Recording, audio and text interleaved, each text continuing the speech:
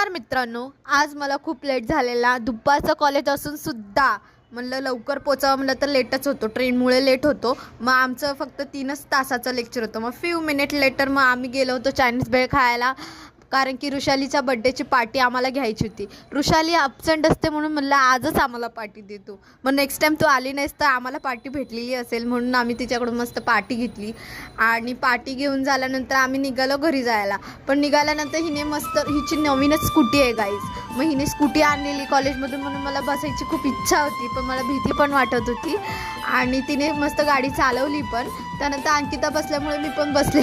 मी बसले आणि अंकिता बोलायला लागली, किती मस्त चालवते ग, कुठून शिकली, मस्त शिकली, असं तिचं चालू होतं. मी बोलले अरे वा मस्त चालवते. मस्त हवा घेत घेत गाणं गुणगुणत आम्ही पोचलो स्टेशनला पोचल्यानंतर ऋषालीला आणायला पण गेलेली ती रिटर्न. आता बघा ऋषाली आणि भूमिका कशा मुंडी करतात बघा.